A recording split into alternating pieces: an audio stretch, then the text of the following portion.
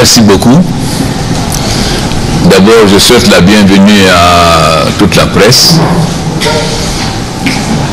Il est important d'expliquer pourquoi j'ai été aux États-Unis et quels sont les résultats. Vous vous rappellerez qu'avant, étant le président en exercice de Mano River, j'ai convoqué un sommet de Mano River, le premier qui s'est tenu à Conakry, avec la participation de la directrice générale de l'OMS. Dans nos tête-à-tête, nous avons donné des directives très précises à nos différentes délégations. Et la conclusion, c'était de mettre en place 3 cercles. Le premier cercle, c'est le bec de perroquet, là où il y a eu 70% des cas de maladie. Le bec de perroquet, vous savez, c'est le point où il y a la rencontre entre la frontière de la Guinée, du Libéria et de Sierra Leone, Nongwa. Et là, les 3 chefs d'État ont décidé de sécuriser cette zone militairement avec la gendarmerie, la police et la gendarmerie, mais en même temps d'apporter assistance aux populations, tant au point de vue médical, sécuritaire, mais aussi alimentaire. Parce qu'en isolant la région, il faut qu'on apporte l'assistance, y compris alimentaire aux populations. Le deuxième cercle, c'était autour, c'est-à-dire d'avoir des kits pour pouvoir contrôler le déplacement. Le troisième étant la surveillance quotidienne à travers le pays, des cas suspects, de tous les gens qui ont été en contact avec les personnes infectées. Et les chefs d'État ont donc décidé que je nous représente à ce sommet. Il y avait m'accompagnant le vice-président du Libéria, le ministre de la Santé du Libéria et le ministre de la Santé de la Sierra Leone.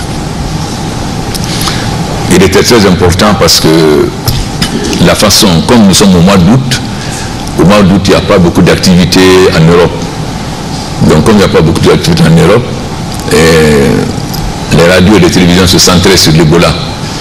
Et l'information était telle que ça pouvait créer la panique. Par exemple, dans le métro, on vous demandait si vous êtes d'Afrique centrale, d'Afrique de l'Ouest, etc. Alors que, comme si l'Ebola se transmettait par l'air, etc. Donc il fallait exactement préciser la situation et les différentes mesures que nous avons prises dans nos différents pays. En même temps, expliquer que l'Ebola, ce n'était pas seulement le problème de l'Afrique, mais que c'est un problème mondial. Parce que vous savez, un laboratoire privé peut faire des recherches sur le vaccin contre la grippe, etc. Parce qu'il y a 3 millions ou 10 millions de personnes qui peuvent acheter. Mais le vaccin contre l'Ebola, il est évident que le nombre de personnes qui peuvent acheter le vaccin ne sont pas nombreux. Donc, le vaccin ne peut être que l'œuvre des États. Et aussi, rectifier un peu la sensibilisation, parce que ce que je disais, c'est que l'OMS, ce que j'ai encore répété à les représentants, il y a un aspect qui manquait dans la communication. On ne dit pas aux gens que l'Ebola ne tue pas nécessairement. C'est-à-dire que quand vous êtes pris à temps, vous avez des chances d'être sauvés. Si vous ne dites pas aux gens qui peuvent être sauvés, quand ils sont malades, ils ont tendance plutôt à ne pas aller à l'hôpital parce qu'ils sont désespérés. Donc il fallait insister sur 2 points. Le deuxième, amener le monde à prendre conscience que l'Ebola, elle doit être la préoccupation mondiale de tous les pays. Et la chance nous a servi dans la mesure où 2 Américains ont été évacués de Libéria, donc ce qui montrait que tous les pays du monde devaient s'impliquer. Autour de l'Ebola, nous avons eu 2 réunions. Une première réunion sur la santé en général, mais ensuite on a parlé de l'Ebola, mais des autres maladies, et une réunion spéciale au département d'État, le Conseil de sécurité, la Maison Blanche, CDC, et l'USAID, et un centre de laboratoire, plus maintenant la délégation libérienne et sierra-léonaise qui m'accompagnait. Et là, nous avons longuement exposé et nous avons expliqué quels sont nos besoins, c'est-à-dire le personnel, en disant aussi que lors de la réunion de Mano River, nous avons décidé de sécuriser les instants qui viennent parce que les populations s'attaquaient aux médecins. Donc on avait décidé de trois chefs d'État d'assurer la sécurité des personnels qui viendraient, c'est-à-dire de les faire accompagner. Parce que 2 ambulances avaient été brûlées en Sierra Leone. Vous savez qu'au début on avait des problèmes à Guéguédougou, où on faisait croire aux populations que les Blancs venaient pour les tuer, donc il y avait une hostilité. Nous avons réussi à dépasser ce cap, puisque moi-même j'étais à Guéguédougou, ensuite le ministre a été avec le président de l'Assemblée. Mais ce problème existait encore en Sierra Leone. Ensuite, les équipements dont les médecins avaient besoin. Mais j'ai surtout insisté sur le building capacité, c'est-à-dire renforcer nos hôpitaux pour que nous ayons les moyens désormais de détecter n'importe quelle maladie, pas l'Ebola seulement, mais que ce soit l'Ebola, que ce soit la méningite, que ce soit le choléra, etc., que nous ayons suffisamment d'équipements dans nos hôpitaux et de moyens réels. Et lors de la rencontre avec le président de la Banque mondiale, j'ai ajouté l'aspect que nous souhaitons avoir en Guinée une clinique de référence qui va nous permettre d'éviter l'évacuation sur l'extérieur qui nous coûte cher sur le Maroc et sur les États-Unis et sur la France. Mais ça, c'est avec le président de la Banque mondiale. Donc, nous avons... Ça, c'était avant la réunion avec Obama. Et les Américains nous ont assuré de leur engagement CDC. Et le laboratoire, j'ai oublié le nom, mais il m'a dit le nom tout à l'heure, nous a assuré qu'ils ont déjà dépensé 400 millions de dollars pour le vaccin et qu'ils comptent avoir le vaccin en 2015. Évidemment, la question s'est posée après, par des journalistes, lorsque j'ai eu à faire une interview sur CNN, qu'est-ce que je pensais de l'utilisation de la drogue qu'ils ont donnée aux 2 Américains. Mais Obama avait déjà donné une réponse en disant que il se posait des questions si réellement les drogues qui n'ont pas été encore essayées sur des animaux pouvaient être essayées sur des personnes. Et je crois que la question doit être discutée demain à Genève pour voir si effectivement ces drogues qu'on a données aux Américains devaient être données. Donc il était important, je suis passé 15 minutes sur le CNN pour essayer un peu de redresser la façon dont on présentait Ebola. Parce que c'est comme si on peut attraper l'Ebola à n'importe comment, alors que nous avons aussi monté toutes les mesures, par exemple les mesures à l'aéroport, les surveillances des gens et la sensibilisation, etc. Donc il fallait que la panique créée à partir des médias, il fallait quand même contrer un peu cette panique en montrant réellement que l'Ebola, c'est vrai, c'est grave, mais ce n'est pas comme on le présente.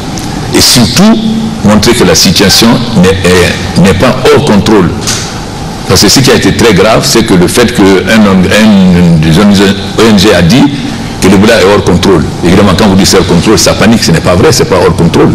Et l'OMS a toujours dit que sous contrôle. Et si je vois le cas de la Guinée aujourd'hui, par exemple, nous avons fait les statistiques aujourd'hui, il y a 5 cas à Guéguédougou, 3 cas à Séguini qui sont maîtrisés, et 5 cas à Conakry et 3 suspects.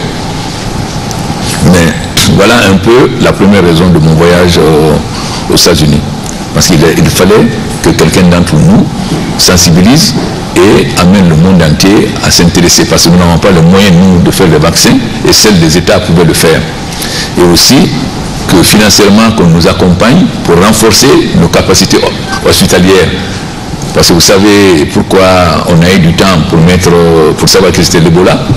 Il a fallu que le premier décès, le médecin qui l'a soigné parte à Massanta, que le médecin qui l'a soigné, que les 2 meurent, et qu'ensuite, les gens qui les accompagnent au cimetière meurent. On a été obligé d'envoyer la source à Dakar. Donc, aussitôt, j'ai écrit au président Hollande, dès l'époque déjà, pour demander le retour de l'Institut Pasteur en Guinée. Il m'a répondu favorablement. Le directeur général de l'Institut Pasteur a répondu et l'Institut Pasteur est arrivé dimanche pour avoir un laboratoire d'Institut Pasteur désormais à Conakry, à l'hôpital Donka. Donc on n'a plus besoin d'aller à l'Institut Pasteur de Dakar, on a l'Institut Pasteur sur place ici. Mais qu'il fallait augmenter concernant le nombre de laboratoires, parce qu'il n'y a pas que l'Ebola. Il y a la méningite, il y a le choléra, il y a beaucoup d'autres maladies. Donc si on les détecte, on a les moyens de les détecter à temps, on peut guérir facilement. La deuxième, il fallait rassurer les hommes d'affaires. Il ne fallait pas montrer que Guinée en Guinée, on allait attraper le Ebola tout de suite. Donc il fallait expliquer toutes les mesures que nous avons prises en ville, surtout au niveau de l'aéroport. Si vous avez remarqué, personne n'est parti de Guinée pour amener l'Ebola quelque part. Le monsieur qui est parti de Libéria au Nigeria, si c'était en Guinée, il n'aurait pas pu monter dans l'avion. Parce qu'on a tout de suite vu qu'il avait la température. Ensuite, il y a l'après-Ebola. Il faut que les investisseurs, non seulement que les investisseurs viennent maintenant, mais sensibiliser les investisseurs américains. Nous avons de très grands projets. Il fallait donc expliquer aux investisseurs américains l'intérêt de la Guinée. Nous avons eu donc plusieurs réunions aussi à ce sujet. Et lors de la rencontre maintenant avec Obama, évidemment, il nous a félicité. Nous avons abordé tous les problèmes africains. Et j'ai insisté sur ma façon de voir ce que vous avez suivi sur Info Plus quand j'ai rencontré, j'ai pas besoin de développer puisque j'ai développé à la diaspora guinéenne lors de la rencontre avec les jeunes de la diaspora comme Econ, des jeunes qui sont organisés, qui veulent venir en Afrique. Ensuite, il y avait d'autres questions importantes. On a eu une journée croire en l'Afrique. Il fallait montrer pourquoi l'Afrique peut être aujourd'hui la chance du monde. Mais cela suppose qu'on maîtrise les nouvelles technologies. J'expliquais aussi que le retard de la Guinée peut être un avantage pour nous. Bien sûr, on a un très grand retard qui me fait mal, parce que la Guinée aurait dû être le pays le plus développé de l'Afrique de l'Ouest, on est les derniers. Mais au moins, on peut tirer... Enfin, je disais que nos richesses minières et autres et agricoles étaient une malédiction pour nous. Il s'agit maintenant de transformer cette malédiction en bénédiction. Comment? En tirant les leçons des erreurs des autres pays. Par exemple, dans le domaine pétrolier, en faisant notre code de pétrole, nous allons tirer les leçons des autres, où parfois l'État ne reçoit que 10%. Et ensuite, il y a l'accélération de l'histoire et l'évolution des technologies. Si nous insistons sur la formation de nos jeunes dans les nouvelles technologies, là où les gens mettaient 10 ans, nous mettons 2 ans au moins pour arriver. Donc nous allons bénéficier des avantages des plus modernes. Si je prends par exemple le cas des ampoules, au moment où on passe des ampoules traditionnelles aux ampoules économiques, mais avec mercure, nous pouvons sauter cette étape et arriver directement au LED. Parce que le mercure aussi a des aspects, a des inconvénients. Voilà donc les raisons principales pour lesquelles je devais aller aux États-Unis. Je n'ai pas été parce que je voulais aller, j'ai été d'abord en tant que porte-parole de la Maman Univers, mais aussi parce que la Guinée était dans une situation moins difficile, puisque nous avons, comme nous avons connu les premiers, nous avons eu à prendre des mesures extrêmement importantes.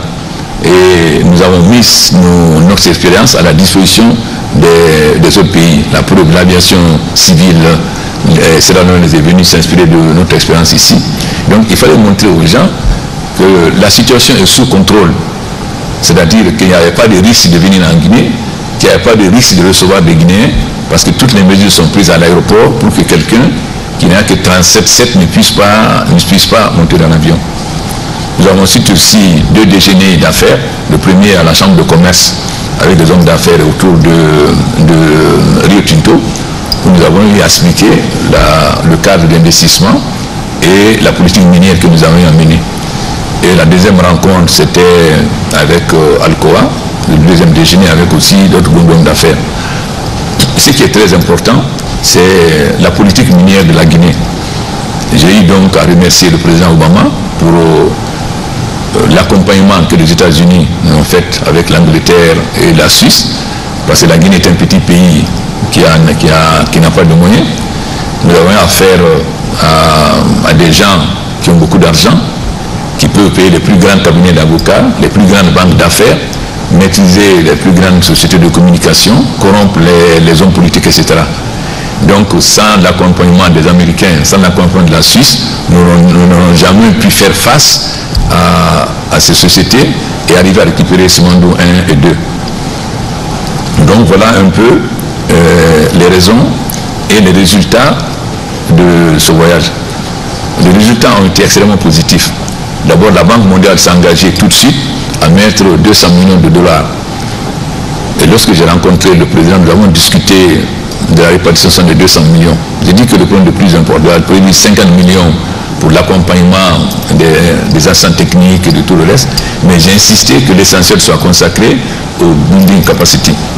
Nous avons aussi l'Angleterre qui a donné 5 millions, et surtout, les Américains se sont... J'ai dit à Obama que la Banque mondiale a donné 200 millions, j'espère que les Américains vont donner 400 millions, ce que j'ai répété aussi à Kerry. Bien que les Américains n'ont pas encore annoncé de chiffres, j'espère qu'ils vont annoncer, mais ils ont pris beaucoup d'engagement pour l'envoi du personnel, l'implication des CDC, l'accélération de la recherche pour avoir le vaccin. Ensuite, comme je fais partie des 10 membres pour l'Afrique de l'Ouest, je représente avec Mme Serli le comité des 10. Nous avons eu aussi une rencontre sur le post-2015, vous savez, l'OMD. Mais moi, j'ai une position assez particulière sur cette question. J'ai eu à l'expliquer déjà à Malabo. Nous avons eu l'OMD 2015. On a vu quels sont les résultats. Alors, est-ce que c'est la peine de refaire la même chose pour 2035-2060 sans tirer les leçons? Déjà, à Malabo, lors de la rencontre, j'ai dit qu'il faut qu'on commence à réfléchir. Est-ce que nous devons compter sur les autres ou bien nous devons compter sur nos propres forces? Et j'ai développé un certain nombre d'idées. La première, c'est la maîtrise de nos ressources minières et pétrolières. J'ai dit que l'Afrique n'a pas besoin d'aide si nous récupérons nos matières premières. Et deuxièmement, j'ai aussi fait une comparaison entre l'Afrique et l'Asie du Sud-Est et la Chine. J'ai expliqué qu'on a un avantage que l'Asie du Sud-Est et la Chine, une main-d'œuvre pas chère, mais qu'ils avaient un avantage sur nous, c'était le savoir-faire. Et donc ils étaient l'usine du monde.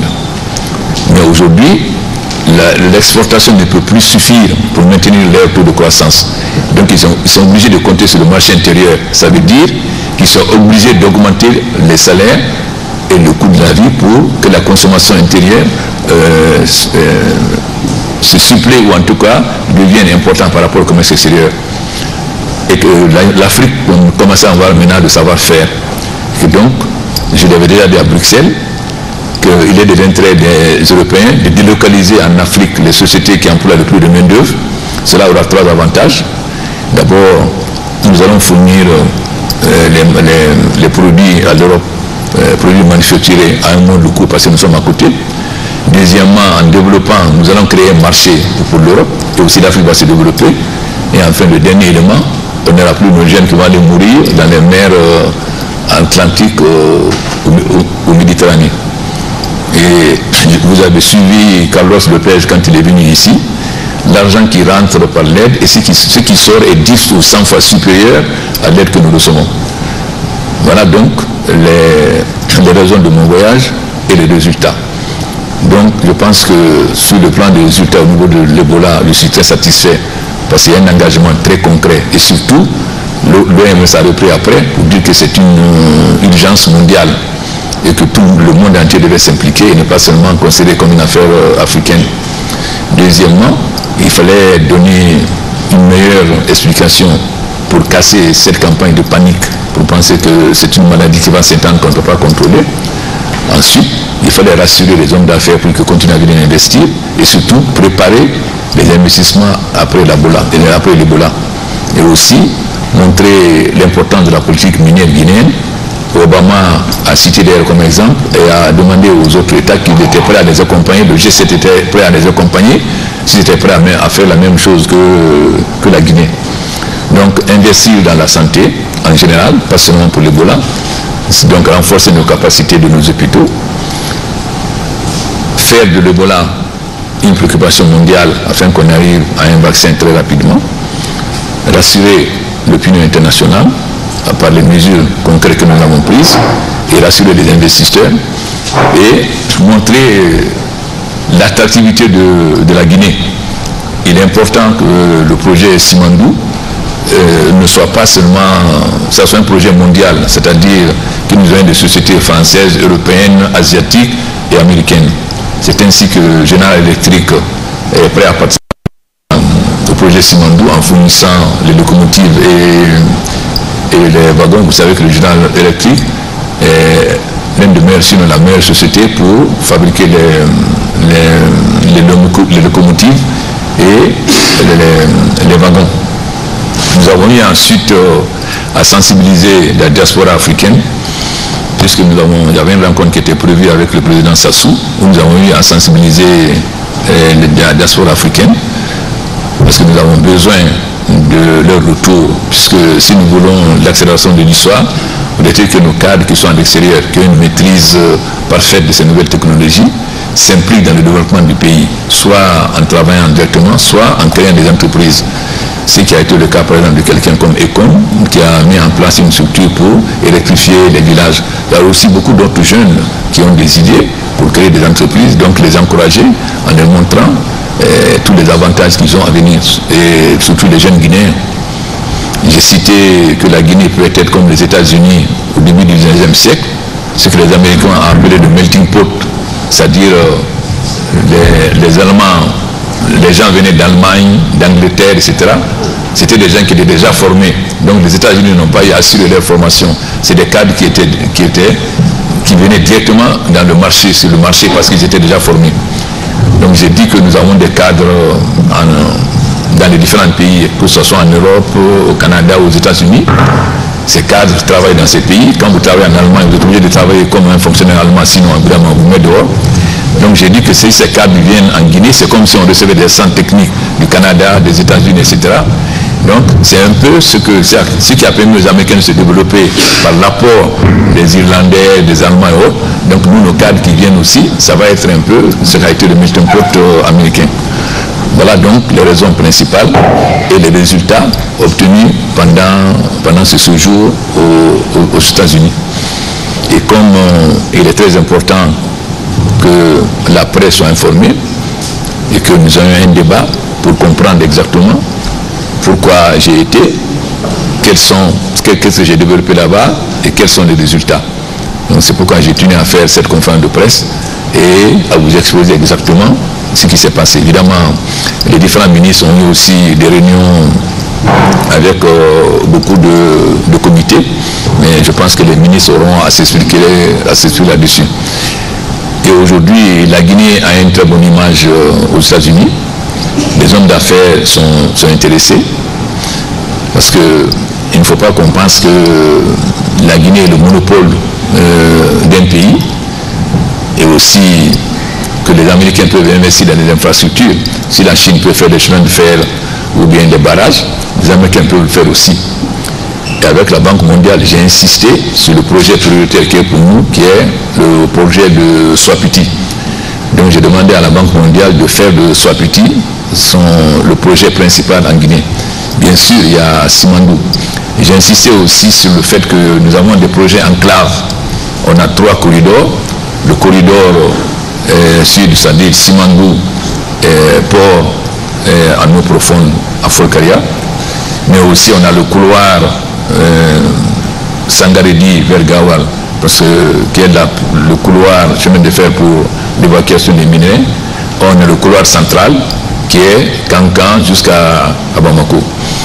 Donc, encourager les grandes entreprises américaines, parce que si vous voyez les Américains, si vous voyez Proverbe pour Africa, les Américains privilégient les pays où ils ont déjà des intérêts. Or, pour nous, il est extrêmement important que la Guinée soit dans le Proverbe. Pour le moment, il n'y a que des pays anglo-saxons. Donc, il fallait aussi mener une grande campagne.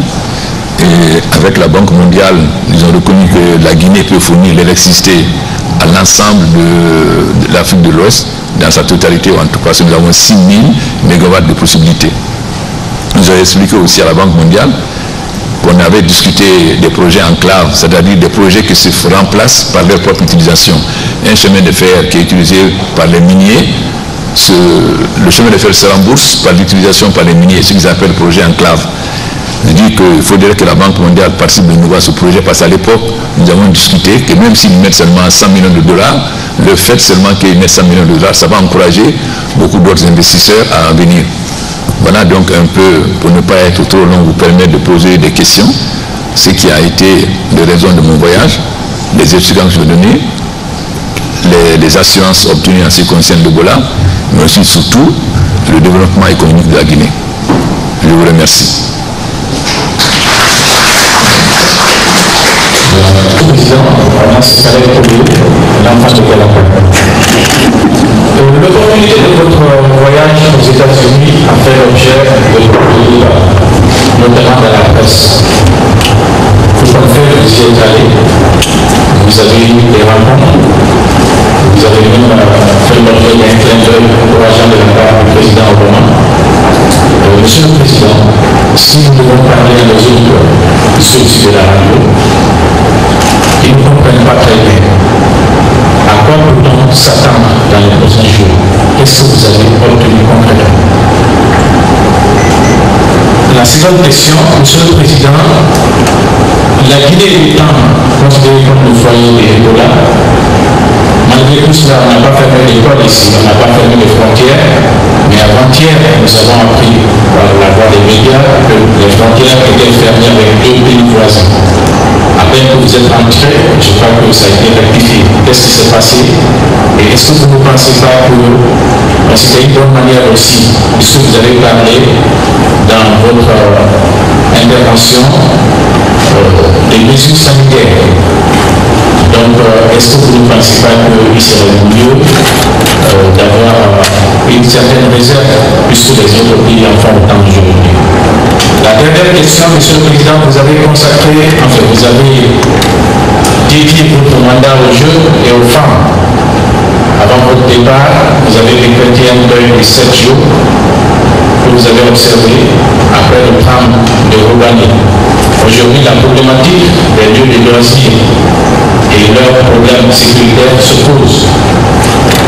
Bien qu'une enquête est déjà lancée avant les résultats, qu'est-ce que vous, en tant que chef de l'État, vous voulez prendre comme mesure pour que les gens soient rassurés? Parce qu'aujourd'hui, les jeunes attendent vraiment qu'on ait des lieux de loisirs. Il ne suffit pas d'interdire aux jeunes d'accéder à cette plage, bien qu'on n'en a pas. Qu'est-ce que vous avez comme mesure? Merci, Monsieur le Président. Je crois que je vais finir par noter les questions parce que finalement, ce n'est pas une seule question. Je pense que les résultats, à moins d'être aveugles, sont très concrets. L'OMS disait qu'ils avaient besoin de 100 millions de dollars pour faire face. Et il y a beaucoup de donateurs. Et la Banque mondiale seule donne déjà 200 millions de dollars, ce qui n'était pas prévu. L'Angleterre vient de donner 5 millions. L'Union européenne vient de nous expliquer qu'ils vont donner, je ne sais pas, entre 8 et 10 millions d'euros, etc. Donc, alors que l'OMS estimait à 100 millions de dollars, nous risquons d'avoir jusqu'à plus de 400 millions. Puisque si on compte les 200 millions seulement de la Banque mondiale, sans compter ce que les autres vont donner. Mais ce qui est le plus important, c'est que nous ayons la capacité dans nos hôpitaux de faire face aux épidémies. C'est-à-dire qu'on ait suffisamment de laboratoires, suffisamment de médecins formés, parce que j'ai demandé aussi que le CDC accepte qu'on envoie des médecins en formation pour les maladies infectieuses, etc., comme j'ai demandé à la France avec l'Institut Pasteur. Parce que si nos hôpitaux sont renforcés et qu'on a beaucoup de laboratoires et de moyens de détecter les maladies, surtout si nous avons des hôpitaux bien équipés, parce que les évacuations nous coûtent très cher. Donc, c'est parce que l'Ebola, ça va passer. Mais si l'Ebola passe, demain, il peut y avoir une autre maladie. Donc, pour nous prémunir, est-ce qu'il faut attendre que la maladie vienne, que les autres viennent de l'extérieur, ou nous devons avoir nous-mêmes les moyens tout de suite d'identifier la maladie et de prendre les dispositions qu'il faut? Je pense que c'est ça le message le plus important pour moi. Bien sûr, dans l'immédiat, il y a les mesures immédiates. C'est l'arrivée de beaucoup d'assistants techniques. Pour là, j'ai donné la garantie donnée par les 3 chefs d'État que nous allons les protéger. Parce qu'en Sierra Leone, il y a deux ambulances qui ont été détruites et les populations s'attaquent parfois aux populations, comme nous l'avons connu à Guédibou ou dernièrement à Massanta. La deuxième chose, évidemment, c'est comment vendre la Guinée, c'est-à-dire comment montrer l'attractivité de la Guinée. Parce que la Guinée est à la fois un scandale géologique et un scandale agricole. Et nos richesses ont été une malédiction pour nous. Nous avons le DT, le réserve mondial de bauxite. Nous avons une petite usine d'aluminium depuis la période coloniale. Nous avons le minerai de fer le plus riche au monde. Jusqu'à l'année dernière, on n'a pas sorti une seule tonne de minerai de fer. Nous avons tous les fleuves qui prennent des sources et nous n'avons pas d'électricité alors que nous avons 110 producteurs de barrages. Donc, je pense qu'il est extrêmement important. Je crois que c'était votre deuxième question, non? Hein? C'était la première question. La seconde question, c'est par rapport à la politique. Bon, vous savez, lorsque nous avons voulu fermer les écoles, l'OMS a dit non, vous allez faire paniquer la population. Lorsqu'on a voulu bloquer les fonds, ils ont dit non. Donc, nous n'avons pas fermé les écoles, mais tous les étudiants du CEP au bac à l'université, tous les examens sont bien passés. Personne n'a entendu qu'il y a un problème ou qu'il y a eu un cas d'Ebola quelque part. Deuxièmement, nous n'avons pas fermé les frontières. Maintenant, il y a un malentendu que nous avons discuté tout à l'heure dans les mots. L'Angleterre, il dit, je crois, émergency, émergency. Mais quand on dit état d'urgence, vous savez bien ce que ça veut dire. État d'urgence, c'est une disposition qui limite les libertés des gens. En réalité, il s'agit d'état d'urgence sanitaire, c'est-à-dire toutes les mesures qu'il faut pour renforcer l'aspect sanitaire. Et lorsque moi j'ai eu à expliquer, j'ai commencé à voir par les médecins. Il dit que les médecins, avant de partir, j'ai dit les médecins, même si quelqu'un vient et qui dit qu'il a mal à la tête, pour l'examiner, il faut mettre les gants. Ce qu'ils ne font pas. S'il dit qu'il a le palu, il faut mettre les gants. Ensuite, il faut vous laver les mains avant de voir un autre médecin. Ça, c'est la première mesure d'urgence sanitaire.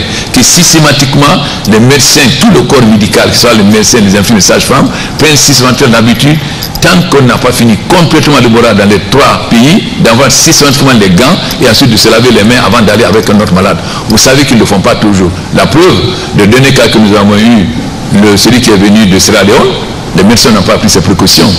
Donc, la première chose, c'est de mener une très grande campagne au niveau du corps médical. J'ai demandé de nouveau à l'Union européenne tout de suite 100 000 tenues, gants et autres, etc. pour que, et qu'on va sensibiliser, rassembler les médecins pour leur expliquer qu'il est nécessaire, même si quelqu'un dit qu'il a mal à la tête de le palu, ensuite, même si quelqu'un meurt d'accident de voiture, prendre la précaution que la Croix-Rouge vienne d'abord préparer le corps avant de toucher.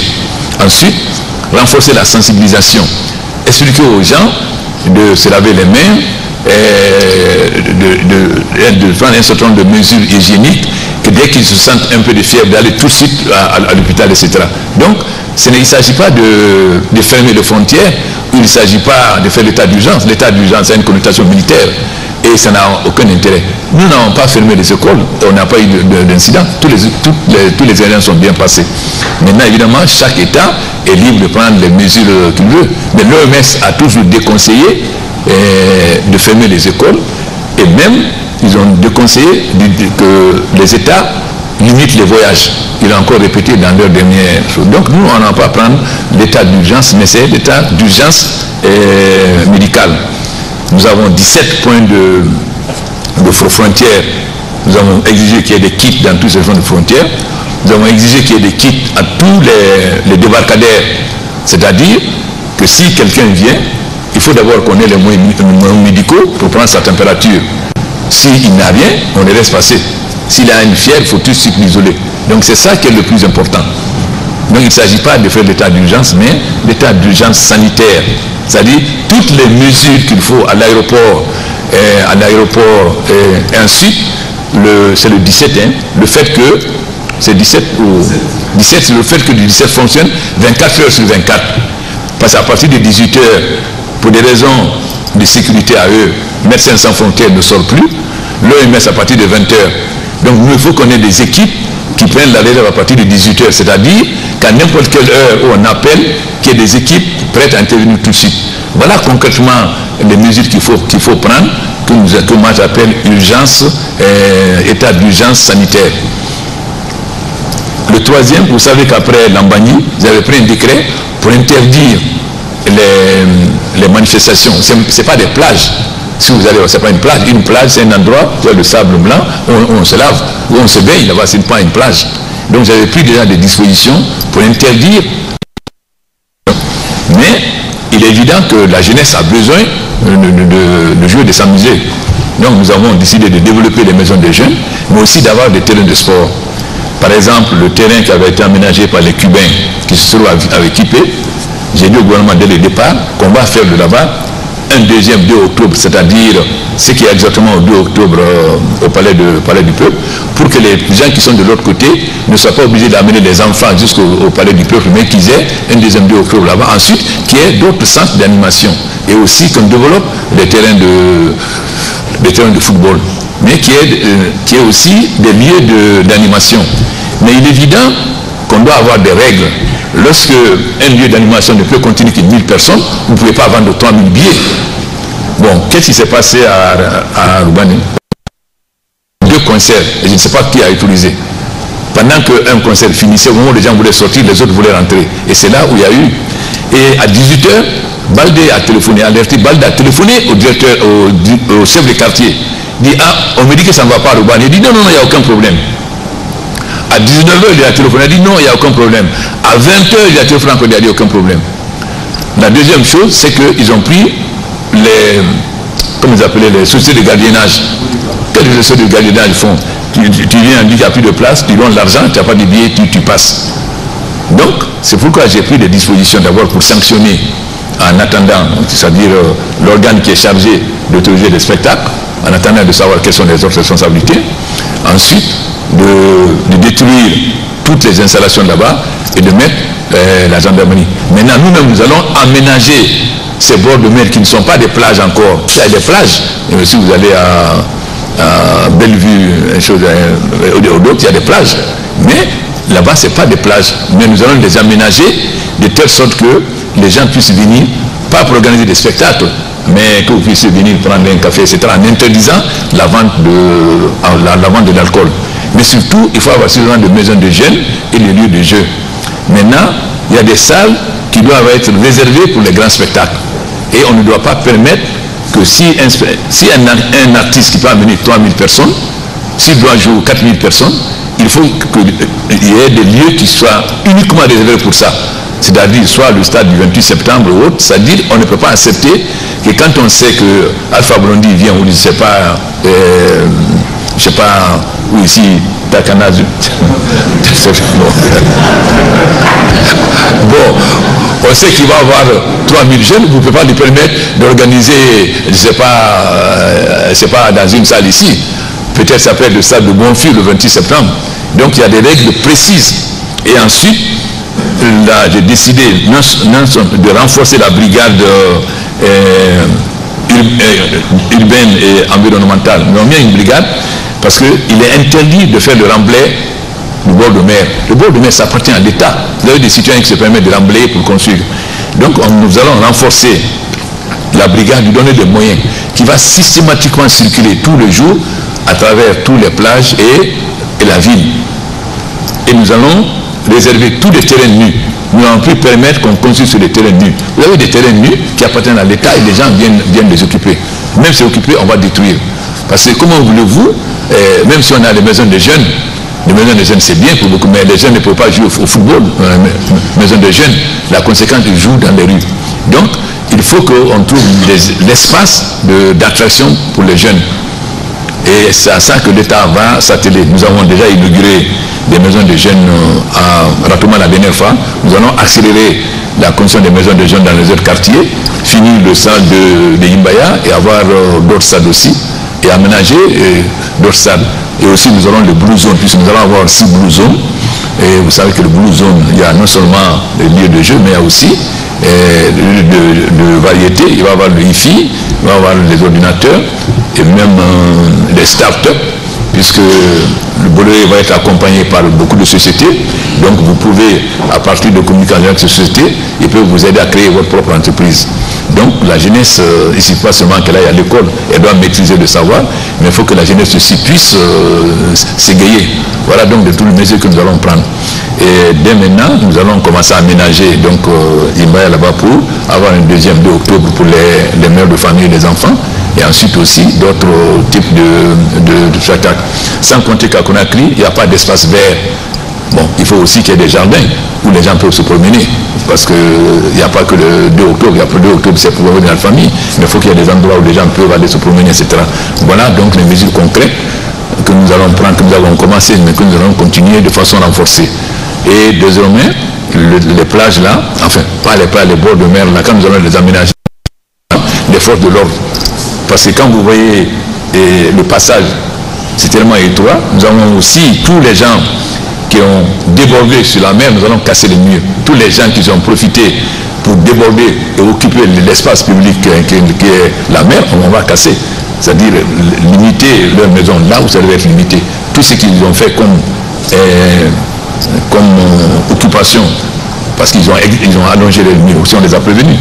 Et systématiquement maintenant, tous les gens qui vont remblayer, non seulement on va récupérer, mais on va leur mettre des amendes extrêmement lourdes pour qu'on cesse de remblayer les bords de mer. C'est la même chose pour les îles. Il y a beaucoup de maisons sur lesquelles nous avons mis des croix, parce que les îles appartiennent à l'État, où il y avait des gens qui vont construire là-bas n'importe comment, alors que les îles demain, nous pouvons développer le tourisme écologique. Voilà en ce qui concerne donc les jeunes. Merci, Monsieur le Président de la République. Excellence, Monsieur le Président de la République, beaucoup de chiffres ont été annoncés en appui et en investissement. Mais qu'en est-il de la loi, puisqu'on sait que certains opérateurs économiques guinéens profitent de ce programme? La deuxième question, Monsieur le Président, vous avez tiré le statut particulier des magistrats tout récemment. À part le statut particulier aussi de la presse du service public. L'emploi, si vous avez eu la curiosité de lire le code, quand je suis venu, je n'ai pas voulu donner un seul permis. Les sociétés chinoises sont venues me dire 1 milliard, 2 milliards, on nous avance, vous donnez un permis. J'ai dit non. Vous voulez me prêter de l'argent, on discute des conditions. Vous voulez un permis, attendez que j'adopte le nouveau code. Et le code prévoit beaucoup de choses. D'abord, le code guinéen, pour la première fois, prévoit 15% gratuit. Toute société qui s'installe doit donner 15% d'actions gratuites à l'État. Et actions non dissolubles. Ça veut dire, vous ne pouvez pas demain augmenter votre capital pour diluer la part de l'État. Et deuxièmement, l'État a la possibilité d'acheter jusqu'à 20% d'actions, mais là au prix du marché. Donc ça nous permet d'avoir la minorité de blocage, 35%.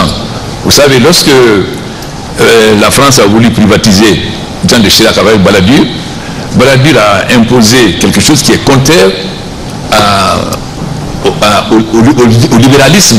Le libéralisme, c'est le mieux de 10 ans. Quand vous voulez vendre quelque chose, c'est le mieux 10 ans. Mais il a réservé 35% aux sociétés françaises. C'est-à-dire, même si une société allemande est mieux 10 ans, c'est la société française qui va gagner. Pourquoi? Parce qu'il ne voulait pas que les grandes entreprises françaises passent sous le contrôle des pays étrangers. Donc, il a bloqué 35%, ce qu'il appelait le noyau dur. Donc, moi, je n'ai pas fait ça pour le contrôle. Parce que les dividendes, on va les avoir dans 40 ans. J'ai une autre vision. Nos marchés sont petits. Mais si j'ai des actions, je peux intéresser le Mali, je peux intéresser la Côte d'Ivoire, je peux intéresser le Sénégal, je peux intéresser le Burkina. À partir du moment, ensemble, nous pouvons créer une sidérurgie ou une métallurgie. C'est-à-dire, ensemble, nous aurons un marché suffisamment grand pour créer une entreprise lourde et ensuite une entreprise de transformation. Parce que la Guinée seule, le marché est trop petit. Donc mon objectif d'avoir des actions, parce que les gens me disaient, mais pourquoi tu veux des actions? Pourquoi tu ne demandes pas l'argent? Moi, je suis panafricain et je pense que l'Afrique doit avoir l'industrie lourde et l'industrie de transformation. Nous ne pouvons pas continuer à dépendre de l'extérieur. Mais nous pouvons avoir l'industrie lourde que si nous sommes dans un grand ensemble. Donc il fallait que les autres États soient intéressés. Si le Burkina a 2%, le Mali 2%, 1%, etc. Donc ils sont partenaires. À partir du moment où ils sont intéressés. Le deuxième point, c'est la lutte contre la corruption. Toute société qui est soupçonnée d'avoir utilisé la corruption pour avoir un permis perdra son permis. Le troisième, c'est la sous-traitance. Toute la sous-traitance doit être faite avec les PME guinéennes. Vous avez vu dernièrement, après qu'on ait signé le cadre d'investissement avec Rio Tinto, vous avez vu que Rio Tinto a invité beaucoup d'entreprises guinéennes, de petites et moyennes entreprises à Paris, pour leur présenter tous les projets, parce que la construction du chemin de fer va amener beaucoup d'autres projets. La quatrième, c'est la protection de l'environnement. Nous ne voulons pas nous développer avec les tares qu'ont eu les pays occidentaux, avec tout ce que ça sur le climat, etc. Et enfin, le dernier, c'est l'accompagnement des populations locales, c'est-à-dire la construction d'écoles, d'hôpitaux, de routes, etc. Et pour la région où vous êtes. Si vous êtes à Bouquet, vous devez le faire pour la région de Bouquet. Si vous êtes à Béla, vous devez le faire pour la région de Béla. Maintenant, donc, mais vous savez, Mubadala, par exemple, s'est plaint, Sangaredi, qu'on a signé la convention avant eux et qu'on a fait ratifier Simandou avant. J'explique, oui, pourquoi? Parce que Simandou, ce n'est pas la mine qui m'intéresse, c'est le chemin de fer. Aucun pays ne peut se développer réellement sans chemin de fer. Vous voyez le développement des États-Unis, vous voyez le OSM, la conquête de l'Ouest, vous voyez le développement de l'Union soviétique, de la Chine. Le chemin de fer va réunir les 4 régions, c'est-à-dire la forêt, la Haute-Guinée, le Fouta et la Basse-Guinée. L'ambassadeur des États-Unis m'a rejoint à Guéridou. Il venait de Zéro-Corée et de Massanta. Il m'a montré sur son chose, il faudrait qu'il a pris. Il m'a dit, mais monsieur le président, le jour où vous voulez le chemin de fer, vous vous rendez compte comment la région forestière est riche? Le chemin de fer va entraîner tout un ensemble de développement sur tous les plans, que ce soit agricole, industriel, etc. C'est ça le plus important pour moi, le chemin de fer. Bien sûr, le mine, quand ça va se développer, ils vont nous donner de l'argent pour faire des routes, etc. Mais c'est le chemin de fer qui est plus. C'est pourquoi j'ai préféré faire ratifier le cadre d'investissement avant. Mais ensuite, après, nous avons ratifié le contrat avec la convention avec Mubadala pour un investissement de 5 milliards de dollars à Sangaredi. Nous avons ratifié pour AMC pour Bofa et aussi donc les 50 millions de dollars pour l'accompagnement de la Banque Mondiale pour le résister. Nous avons 3 corridors de développement, mais ces 3 corridors doivent tous reposer sur le chemin de fer. Le corridor sud, le corridor centre et le corridor nord. Et le développement des mines ne doit pas être un ghetto, c'est-à-dire un point. C'est-à-dire le développement des mines doit être accompagné par le développement de l'ensemble des secteurs de la Guinée. C'est pourquoi nous exigeons que les petites et moyennes entreprises soient associées. Obama a été ironique lorsque le président, je crois, de Tanzanie a dit que la Chine est en train de financer un chemin de fer, chemin de fer jusqu'au port. Obama a été ironique, il a dit oui, chemin de fer de la mine au port pour exporter la mine. Oui, en utilisant la main-d'œuvre locale. Bon, il sait très bien que les Chinois vont amener en utilisant la main-d'œuvre locale et tout le monde d'entreprise. Puis d'abord, c'est notre argent. C'est pourquoi il a félicité la Guinée pour le cadre d'investissement, parce que le cadre d'investissement prévoit effectivement, nous disons qu'on doit employer la main-d'œuvre locale. Les Chinois disent nous travaillons 24 heures sur 24. Dès que du souvenir au Guinée, vous allez travailler 24 heures sur 24. Au port, on travaille 24 heures sur 24 par une équipe de 3 équipes de 8 heures. Parce que les Chinois vont vous dire nous on travaille 24 heures sur 24. Donc si nous voulons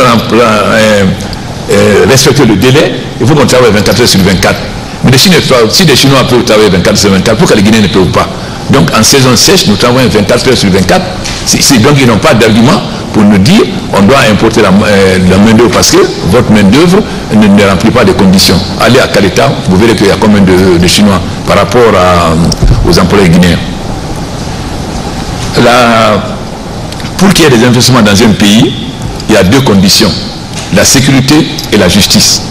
C'est ça les 2 conditions principales si un pays veut attirer des investisseurs. La sécurité d'abord. On s'est attelé à la réforme de l'armée. Évidemment, tout le monde était inquiet. Beaucoup de chefs d'État m'ont appelé, tu es en train de te suicider. Parce que nous avons exigé, parce que vous connaissez tous quel était l'état de l'armée guinéenne. Nous avons donc engagé le recensement biométrique, ce qui nous a permis d'abord de faire le point, comme on est en train de faire pour la fonction publique, entre les vivants et les morts vivants. En fait, les morts vivants, c'est ça, vous connaissez ce que ça veut dire. Les gens qui devaient à la retraite depuis 20 ans, etc. On a quand même mis 4000 militaires à la retraite, mais ce n'est pas suffisant. Aujourd'hui, l'armée guinéenne est une armée organisée où, avant, tous les ans, tout le monde était gradé, systématiquement. Mais l'armée a des règles. Donc aujourd'hui, l'armée guinéenne oublie des règles. Chaque année, il y a des gens qui doivent aller à la retraite. Pour passer d'un grade à l'autre, il y a des conditions très précises. Donc aujourd'hui, vous ne voyez plus de militaires dans les rues avec le fusil. Lorsque j'étais à Zéro-Corée, Et la population s'était réfugiée au camp. J'ai dit, mais est-ce qu'il y a 2 ans vous serez réfugiés au camp? Je ne dis jamais. Donc aujourd'hui, la population a plus confiance en l'armée qu'en tout. Parce que c'est au camp qu'ils ont trouvé la sécurité. Parce qu'aujourd'hui, l'armée est devenue l'armée véritablement du peuple. Donc, il reste la police. Puisque nous n'avons pas fait encore le recensement biométrique de la police, ce que nous sommes en train de faire. Quand nous allons finir aussi, on fera la réforme de la police comme on a fait celle de l'armée et de la gendarmerie. Le deuxième, c'est la justice. Et vous savez que notre justice est malade. Bon, comment voulez-vous que les banques prêtent de l'argent? Lorsque Yamoussa prend un crédit à la banque, quand la banque demande de rembourser, il corrompt le juge et le juge condamne la banque. Bon, comment voulez-vous que la banque maintenant prête à, je ne sais pas, à Rachid? Bon, et vous savez tous les scandales des jugements rendus dans nos pays. Vous voyez les révoltes des gens à Cancan, à Dingra et autres, etc. Donc, mais quand je parle des gens, les gens me disent, mais écoutez, monsieur le Président, comment voulez-vous que vos magistrats ne soient pas corrompus quand ils n'ont même pas 200 €? Si vous voulez que vos magistrats ne soient pas corrompus, mettez d'abord l'air dans des conditions matérielles qui leur permettent de faire leur travail. Comme ça, on fera la distinction entre les magistrats qui sont corrompus par nécessité et les magistrats qui sont corrompus parce qu'ils sont corrompus. Donc, il fallait faire un statut spécial pour la magistrature. Et en même temps, mettre en place le Conseil supérieur de la magistrature. Il y a 3 corps qui ont un statut spécial. Il y a la médecine, il y a les professeurs et les magistrats. J'ai mis 4 mois avant de signer le statut de magistrat. Pourquoi? Il fallait que les magistrats discutent avec les syndicats, que les syndicats comprennent pourquoi les magistrats doivent avoir un statut à part par rapport aux médecins et aux professeurs. Sinon, j'allais me retrouver avec les revendications partout. Donc, quand les magistrats se sont expliqués avec les syndicats à la bourse du travail, c'est les syndicats eux-mêmes qui ont dit, ah non, réellement, les magistrats ne sont plus membres de la fonction publique. Donc, les revendications des syndicats pour les fonctionnaires ne s'appliquent pas aux magistrats. Ensuite, ils n'ont plus le droit d'enseigner et leurs femmes n'ont pas le droit de faire des activités. Donc, aujourd'hui, les magistrats sont dans une condition matérielle, bon, qui est quand même... bon. Mais la conséquence, c'est qu'aujourd'hui, il y a un conseil supérieur de la magistrature. C'est-à-dire qu'on peut sanctionner maintenant tous les mauvais magistrats. Parce que le ministre ne peut suspendre un magistrat que pour un mois après, c'est fini. Dans le conseil supérieur de la magistrature, peut prendre toutes les mesures, compris la révocation.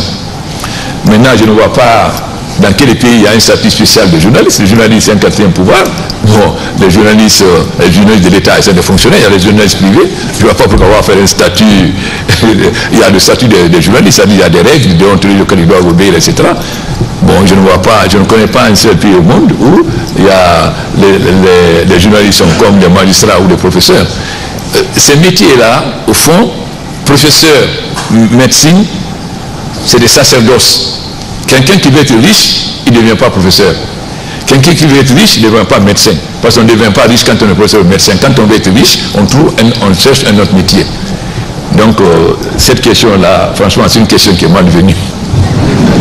Vous l'avez dit, vous avez été aux États-Unis pour enquêter, vous avez sur les chefs d'État de la Manoua. Vous avez parlé de la chaîne de solidarité, il y a des actions qui sont envisagées, il y a des aides qui sont envisagées. Mais à d'ici que ces aides deviennent complètement chez nous, à quoi peut s'attendre de votre gouvernement? Ça, c'est la première question. La deuxième question, vous avez dit que vous avez rassuré les investisseurs européens à venir investir chez nous. On n'a pas encore entendu le nom de ces investisseurs. Est-ce que certains ont décidé là-bas? Est-ce que vous pensez qu'ils vous ont compris et qu'ils vont accepter de venir chez nous investir? C'est-à-dire que dans les jours au mois à venir, bon, l'aide, ce n'est pas seulement l'aide des États-Unis. Nous avons reçu beaucoup d'aide déjà. Les Allemands nous ont donné un laboratoire. La France a ouvert l'Institut Pasteur à Donka. Nous avons reçu déjà un certain nombre d'aides financières, que ce soit l'Union européenne, de la BAD, etc. Mais ce que nous disons aussi, c'est que l'aide là, vous envoyez aux organisations, à l'OMS, pardon, à Médecins sans frontières, à la Croix-Rouge. Mais cette aide, vous l'envoyez pour la Guinée. Mais ces gens, il faut qu'on sache ce qu'ils en font. C'est pourquoi à la dernière rencontre sur la santé, j'ai demandé qu'ils rendent compte. Parce que si l'OMS reçoit de l'argent pour la Guinée, il faut qu'on sache l'argent l'a utilisé à quoi. Si MSF reçoit de l'argent pour la Guinée, il faut qu'on sache l'argent l'a utilisé à quoi, ainsi que doit croire. Donc j'ai exigé qu'ils nous fassent des comptes rendus financiers. Parce que les bailleurs de fonds, nous on vous donne de l'argent, qu'est-ce que vous en faites? Et nous exigeons aussi qu'on ne donne pas seulement de l'argent à ces gens, mais qu'on nous accompagne dans nos équipements. Mais nous, nos obligations, c'est quoi? Payer régulièrement les salaires des médecins qui interviennent. Même aussi, nous avons décidé de donner des primes. Et aujourd'hui, on a pris beaucoup de jeunes stagiaires autour des Flatipour parce que nous avons un problème. La région libérienne ou la baie de Poroké, il n'y a presque pas tellement de structures étatiques parce que c'était la région des rebelles. Donc il n'y a pas d'hôpital, il n'y a pas tellement de structures. C'est la même chose pour la Sierra Leone. Ce qui fait que l'hôpital de Guégoul se trouve à 5 km. Donc ils ont tendance à traverser tout de suite. Or, donc qu'est-ce que les gens nous demandent? Quand on dit qu'il faut sécuriser, d'abord le Libéria a sécurisé militairement la Sierra Leone, mais ils ont inscrit militairement, ça dit que quelqu'un ne peut pas passer. Mais qu'est-ce qu'il devient? S'il ne peut pas passer, il faut lui apporter des secours au point de vue médical, au point de vue alimentaire, ce qui n'est pas le cas. Donc la Guinée aujourd'hui, nous sommes contraints de supporter les trois. C'est pourquoi tout à l'heure l'Union européenne m'a demandé de demander un sauf-conduit au niveau des 3 États. Parce que les gens demandent à la Guinée, étant donné notre avance dans l'organisation, que nous on prenne en charge la gestion en attendant que le Libéria et la Sierra Leone aient suffisamment d'équipements, que la Guinée prenne en charge les malades de ces 3 régions, ce qui est quand même un grand problème. C'est pourquoi nous renforçons le contrôle sanitaire, c'est-à-dire, mais ils demandent mieux que les médecins guinéens traversent pour aller de l'autre côté aussi suivre les malades. C'est la demande qu'ils nous ont présentée ce matin parce que ce que j'ai dit aux États-Unis, même s'il n'y a plus du tout d'Ebola en Guinée, tant qu'il y aura un seul cas en Sierra Leone ou au Libéria, on n'est pas sorti de choses. Il faut que l'Ebola cesse dans toutes nos régions parce que les frontières sont poreuses. Si l'Ebola finit complètement ici, ne finit pas en Sierra Leone, l'Ebola reviendra en Guinée. S'il finit complètement ici, ne finit pas au Libéria, l'Ebola. Donc, il est important aujourd'hui que nous mettons notre expérience et notre logistique au service des autres pays. C'est pourquoi j'ai demandé 200 kits à l'Union européenne, 200 kits tout de suite supplémentaires. J'ai demandé 100 000 tenues, et 200 mégaphones et 200... Voilà. Pour que, s'ils veulent qu'on joue ce rôle-là, il faut qu'ils nous mettent des moyens beaucoup plus supplémentaires à notre disposition et qu'on renforce aussi les contrôles. Parce que s'il y a les kits, si quelqu'un veut passer, on a les kits, on a tout le nécessaire pour savoir s'il est malade ou pas. Et s'il est malade, on peut tout de suite le prendre en charge. Donc nous voulons bien gérer le bec de perroquet, parce que c'est nous qui avons les plus de possibilités actuellement au point de vue médical, mais alors il faut qu'ils renforcent nos moyens. Vous savez, malgré on parle d'Ebola, etc., mais le MEDEF français est venu, dernièrement, il n'y a pas longtemps. Et si vous avez suivi les commentaires, ils disaient que ils vont tous venir, que la Guinée maintenant est une destination. Même la lettre du continent qui n'a pas l'habitude de parler bien de la Guinée a fait la première page sur l'intérêt des sociétés françaises pour la Guinée. Nous avons General Electric qui est candidat pour participer à la commission de Simandou. D'autres sociétés qui nous ont proposé de venir pour les ordures, d'autres pour d'autres secteurs, etc. Et nous avons eu beaucoup de propositions concrètes parce qu'on a très bien expliqué la situation en Guinée.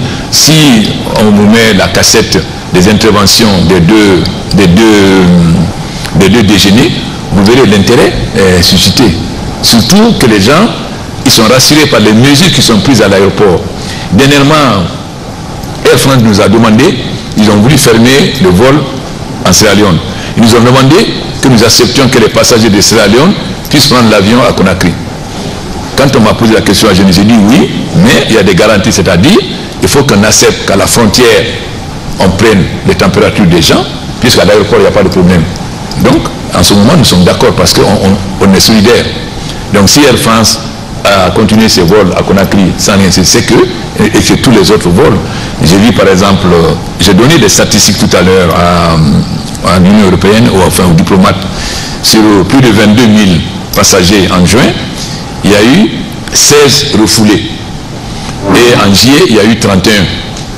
Ça veut dire qu'à l'aéroport, non seulement les gens qui sont sous surveillance, on a la liste, mais même si tu as 37,5, tu ne peux pas passer. Mais l'autre problème que nous a posé, c'est le fonctionnement 24 heures sur 24 de l'appel là. Parce que là, donc on va améliorer, puisque AMC, je ne sais pas ça va être combien. La preuve, le président de la Banque mondiale nous a informé que la SFI va prendre 400 millions dans les actions de Mubadala à Sangaredi et 200 millions à Kamsar. Comme ils sont déjà actionnaires dans Simando à 5%. Donc, si la Banque mondiale même décide d'être actionnaire SFI, parce que la SFI veut gagner de l'argent, donc la SFI participe à des actions privées. Nous avons obtenu aussi de la SFI l'accompagnement à 2 niveaux. L'accompagnement pour le microcrédit. La condition, c'est que le microcrédit, la gestion soit privée. Comme nous avons créé un microcrédit à gestion d'État, il n'accompagne pas. Nous sommes mis d'accord maintenant pour une gestion privée. Donc il y a 2 banques qui vont nous accompagner et la SFI est d'accord de participer, comme le PNUD, etc. Et d'autres, c'est-à-dire de mettre l'argent pour le microcrédit. Et nous avons insisté aussi sur l'emploi jeune, nous accompagner sur l'emploi jeune et sur ces différents points. La Banque mondiale a pris des engagements. Mais le projet le plus important pour nous, évidemment, sur lequel on a insisté près de, c'est le projet Swapiti. Swapiti, c'est 550 mégawatts. Et de vous comprendre les différents barrages en Guinée, il y a plusieurs sortes de barrages. Il y a des barrages sur le Kunkuré, qui sont des barrages en cascade. Vous avez Garafili, vous avez Kaleta qui nous donne sa pleine toute puissance en période d'étiage, que si Garafili nous donne de l'eau. Bon, après il y a Amaria, mais Garafili n'a pas besoin d'Amaria. Donc c'est les 4 barrages en cascade. En dehors de cela, vous avez d'autres barrages. Le barrage de Kogon, qui devait être fait par la société Semafo, qui ne pouvait pas aujourd'hui, le barrage de Kogon. Il y a une seule société qui va le faire en BOT, mais ils m'ont informé avant-hier que la puissance sera de 90 MW, pas ce qu'ils avaient dit. Mais les 90 MW vont donner du courant non seulement aux sociétés minières de la région, mais il y aura 15 MW de libre pour bloquer. 15 MW, ça suffit pour bloquer toute la région, sans compter tout ce que ça va apporter. Et puis l'accompagnement aussi qu'ils vont faire au niveau des petites et moyennes entreprises. Et le chemin de fer, il faut construire le chemin de fer, il y a beaucoup d'autres activités annexes. D'abord, il faut faire les routes, il faut faire les pistes, etc. Nous accompagnons les paysans, c'est bien, ils produisent plus. Mais si vous accompagnez les paysans pour produire, il y a 2 autres conditions qu'il faut remplir. Il faut les magasins de stockage et les pistes rurales. Parce que si les paysans n'ont pas où stocker et s'ils ne peuvent pas envoyer les marchandises au marché, évidemment, vous les découragez. C'est pourquoi nous avons tout un programme de pistes rurales. Nous avons demandé aussi aux sociétés minières de nous accompagner. Mais mieux, nous avons demandé que la Guinée soit l'école d'excellence pour les mines. Contention bloquée en école de référence. J'avais déjà discuté de ça lorsque j'étais au Ghana avec le président ghanéen, que lui, il est l'école de référence pour l'énergie et que nous, on est l'école de référence pour les mines. Et là aussi, la Banque mondiale est prête à nous accompagner pour qu'on transforme notre université de Bokeh en université pour toute la sous-région et même au-delà pour les mines. Le premier point, c'est par rapport aux 200 millions de dollars de la Banque mondiale. Est-ce que vous, au niveau des États, vous avez dégagé un autre priorité et comment vous comptez en tout cas utiliser cet argent au niveau des États qui sont touchés par cette épidémie de dollars?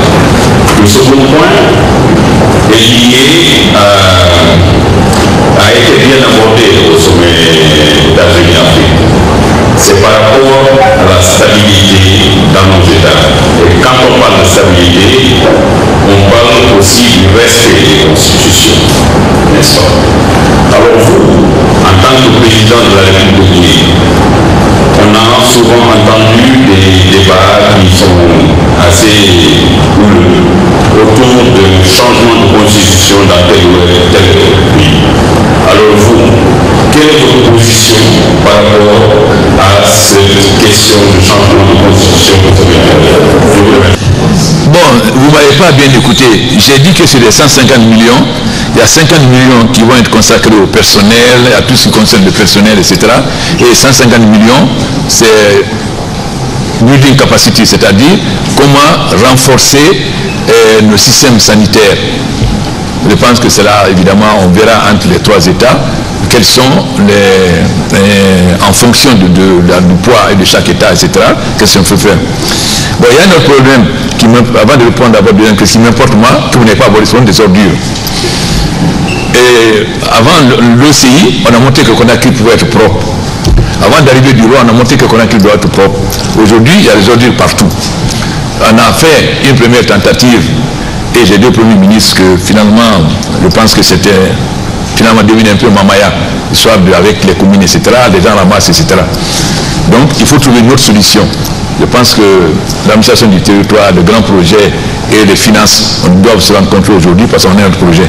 Mais il y a quelque chose qu'on constate, il y a un sabotage manifeste, il y a des gens qui la nuit prennent des saletés pour venir mettre en place. On a attrapé plusieurs. C'est-à-dire on manque de patriotisme en Guinée. C'est comme si la Guinée avançait Alpha Condé. Bon, j'ai été obligé de mettre 3 PA à Kaleta, parce que les gens voulaient saboter Kaleta. Mais si Kaleta est là, c'est pour Alpha.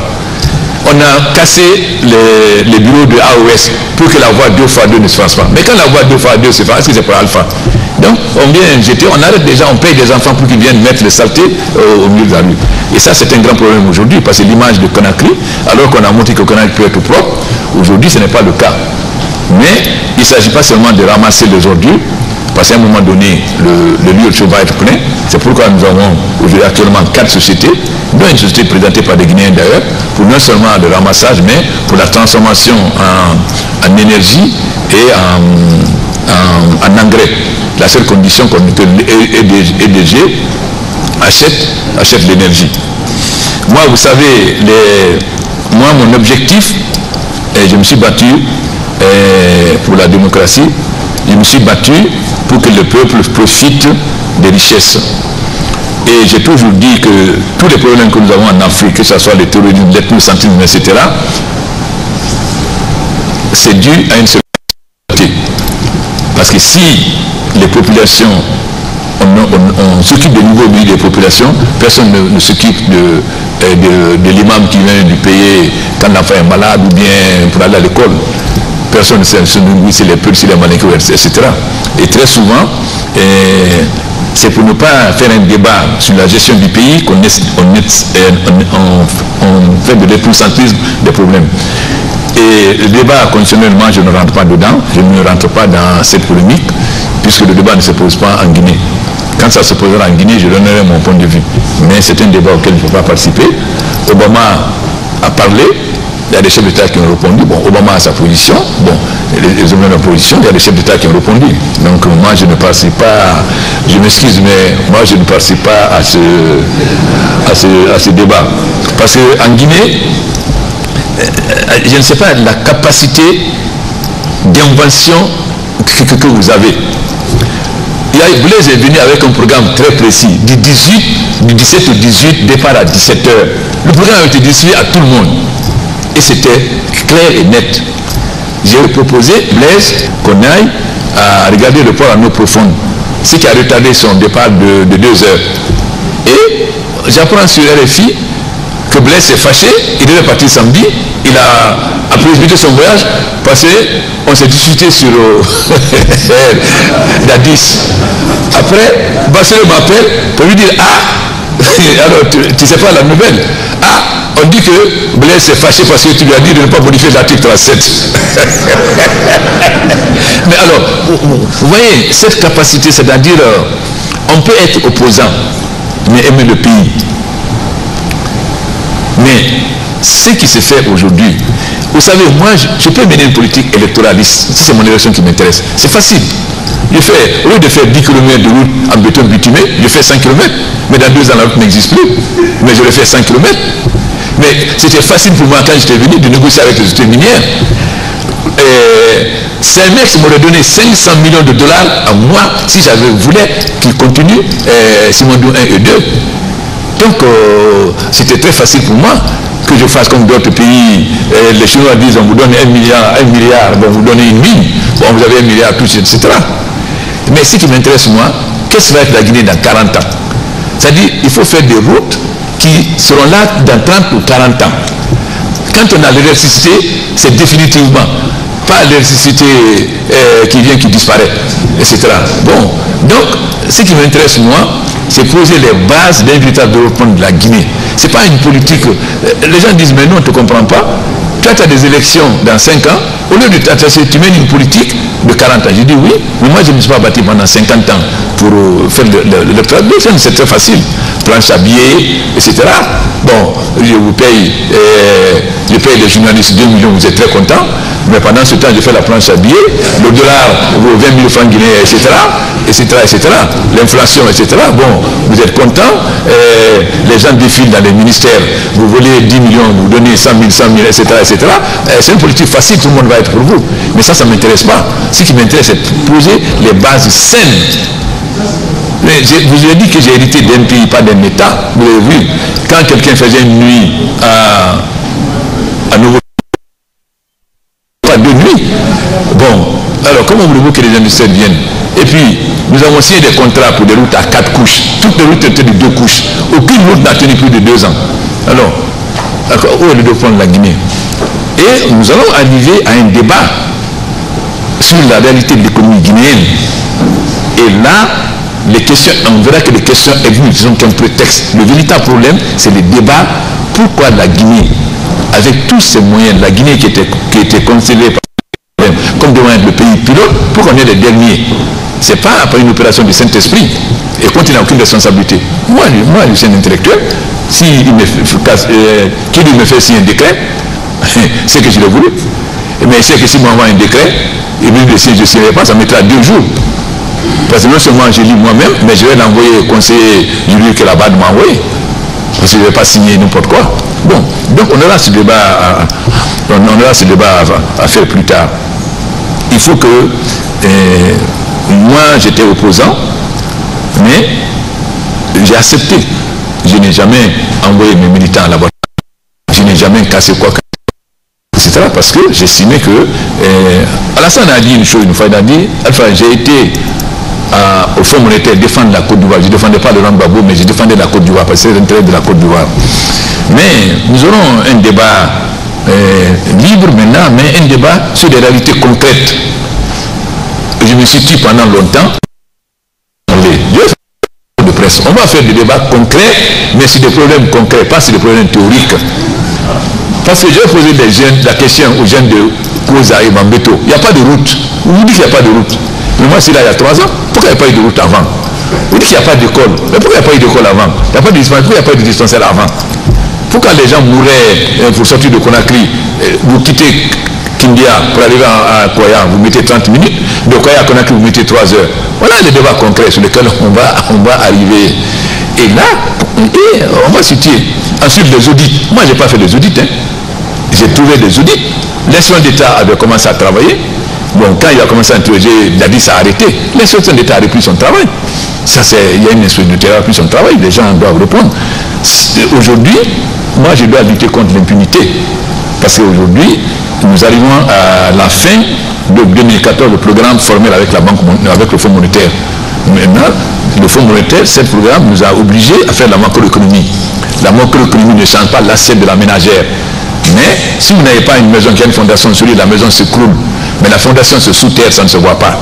C'est quand les murs commencent à monter. Donc, au moment où on va arriver là, il faut que la gestion soit saine. Pour ça, si je dois lutter contre l'impunité aujourd'hui, faudrait-il lutter aussi contre l'impunité hier? Parce que je me rappelle j'ai eu 2 débats au Parlement qui m'ont frappé. Le premier, c'est avec El Hadj Kamara, qui était ministre des Finances. Je lui ai dit, il faut lutter contre la corruption. Il m'a dit, mais ce qu'on ne peut pas lutter contre la corruption. Il dit non, si Yamoussa a été ministre, il a 10 villas, je ne sais pas combien de voitures. Si Kabakonde devient ministre, ses parents vont lui dire, si tu n'es pas Moudi, fais comme Yamoussa. J'ai pris la parole, j'ai dit non, monsieur le ministre. On l'avait jugé, saisi ses maisons. Si Kabakonde vient, ses parents vont lui dire, ne nous fais pas honte comme Yamoussa nous a fait honte.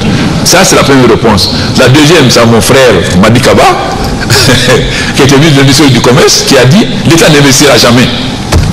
Si, mais mon frère, mais n'est pas cette peur-là du Fonds monétaire, toi aussi. Si l'État n'investit pas, vous dites les privés, il n'y a aucun privé qui investit. Alors, on n'aura jamais d'industrie, on n'en a jamais eu. Il dit qu'il y a une politique courageuse, l'État investit, et quand ça devient rentable, parce qu'il a investi, c'est celui qui a économiquement, qui ne sont pas rentables, on ne le fera pas.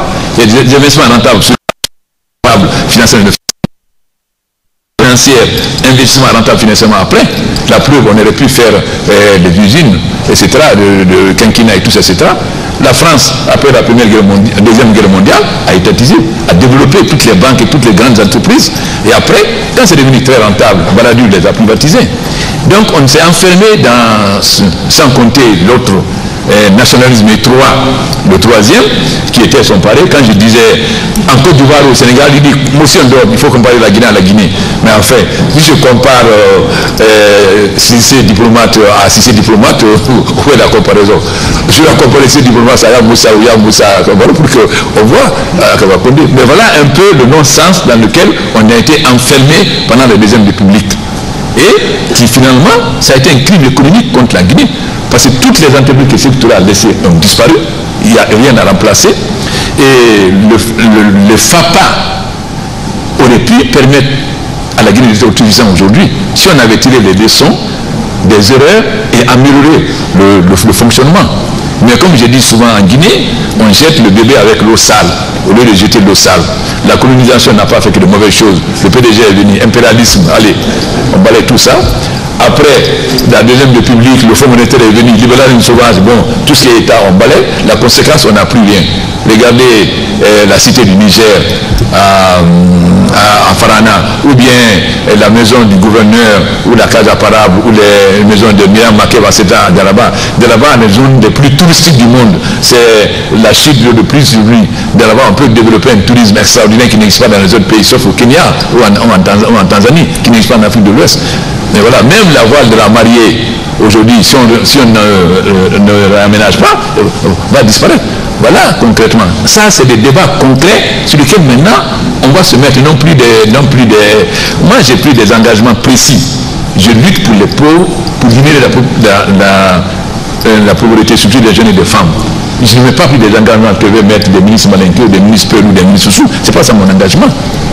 Et c'est pourquoi on va généraliser les concours. S'il y a concours, on ne sait pas à qui on va les qui est Guerzé. S'il y a concours, il y a concours. Surtout que ça sera corrigé par des experts étrangers. Voilà un peu un certain nombre de problèmes qui fait que on masque les réalités guinéennes pour qu'on ne parle pas des problèmes concrets. Mais désormais, on va parler de problèmes concrets. On va écouter. Vous me reprochez de ne pas faire de conférence de presse, je vais en faire. Et je vais vous écouter et je vais aussi vous rendre votre responsabilité. Parce que vous savez parler maintenant, mais vous étiez là, tout s'est passé devant vous. Il y a des journalistes qui ne sont pas jeunes, vous étiez là. Vous étiez là. Vous étiez là. Bon, maintenant, on va voir la responsabilité de chacun. Ceux qui crient, ils ont crié. Ou bien ils se tairaient. Bon, quand les ministres me parlent, mes cadres, mais quel cadre? Les cadres qui ont géré depuis où il en est, vous allez me faire l'expérience de certains de ces cadres-là, etc. Bon, il y a beaucoup de débats. Chacun doit avoir sa responsabilité dans ce qui se passe en Guinée. Donc, vous n'êtes pas des spectateurs, des journalistes spectateurs, non. Vous avez été acteurs. Mais vous aussi, on discutera aussi de votre action. Vous avez manié, comment ça s'appelle, au lieu de faire des articles objectifs, vous avez fait la... Comment on appelle ça, il y a une expression en français pour faire plaisir aux dirigeants, c'est-à-dire la plume, etc. Bon, tout ça. On va avoir des débats directs. Moi, je ne crains rien, je n'ai peur d'aucune critique, d'aucune discussion, mais je vous dirai aussi ce que je pense. Parce que chacun doit... Moi, je n'ai jamais dirigé le pays, j'ai été opposant. D'ailleurs, le président n'a jamais participé à un gouvernement, j'ai été conséquent pour moi-même. Mais on va poser la question aussi. Quand je vais me poser la question, je me dis, mais dans telle année là, tu as écrit ça, tu as fait ça. Parce que aussi, j'ai la mémoire. Et j'étais là, j'observais. Donc, nous allons avoir un débat franc, libre, et pour que la Guinée s'en sorte, c'est cela. Ce que j'ai dit à Durban, quand j'ai dit au chef d'État, nous sommes assis sur une bombe, c'est une Alpha Tauri, qu'est-ce que tu racontes? J'ai dit, nous sommes assis sur une bombe. 200% de la population, ils vont sur Internet. dans le monde. Si on ne résout pas leurs problèmes, on va sauter. Au prochain sommet, évidemment, les jeunes sont venus. Bon, il y a une qui s'est permis de dire, dans 30 ans, vous ne serez plus là. C'est vrai qu'on ne sera plus là, mais ce n'est pas la peine de le dire. Évidemment, Museveni, qui n'est pas quelqu'un qui se laisse faire, s'est levé pour répondre. Il dit, mais il faut le laisser. Donc voilà un peu ce qu'on peut dire.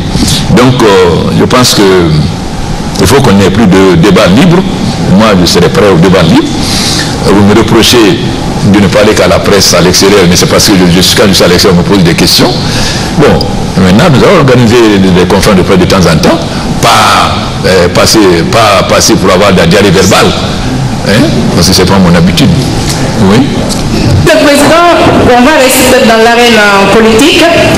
Céline Diallo annonce actuellement sur tous les toits qu'en 2015, l'affrontement sera inévitable. Vous, en tant que président de la République, que lui répondez-vous? Je n'ai jamais commenté les déclarations. Depuis que j'étais opposant, je n'ai jamais commenté la déclaration d'un homme politique. Je n'ai jamais répondu à un article de journal. Aucun journaliste ne peut dire ici que j'ai demandé le droit de réponse. Dans tous les numéros d'indépendants, chaque semaine, Sako m'attaquait. Chaque semaine, tout le monde le sait. Je n'ai jamais répondu. Je n'ai jamais demandé le droit de réponse. Même quand un journaliste a menti que j'ai dit que j'ai honte d'être musulman, je n'ai pas fait de droit de réponse. Donc, depuis que je suis de la politique, je n'ai jamais répondu à quelqu'un, ni à un journaliste. Je n'ai pas de commencer aujourd'hui, vous êtes tous témoins. Il n'y a pas un seul journaliste, il n'y a pas un seul journal où on a vu le droit de répondre d'Alpha Condé. Donc, je ne vais pas commencer maintenant. Je ne commente pas les déclarations des hommes politiques. Moi, ce qui m'intéresse, moi, c'est comment la Guinée va être, parce que la Guinée a les moyens d'être le pays phare et pilote de l'Afrique de l'Ouest, pas parce qu'elle est plus beau, mais parce qu'on a des potentialités. C'est comment je vais contribuer à cette émergence pour que la Guinée ait sous ce rôle-là. C'est ça mon problème. Le reste, vraiment, ne m'intéresse pas. Donc, je vous remercie.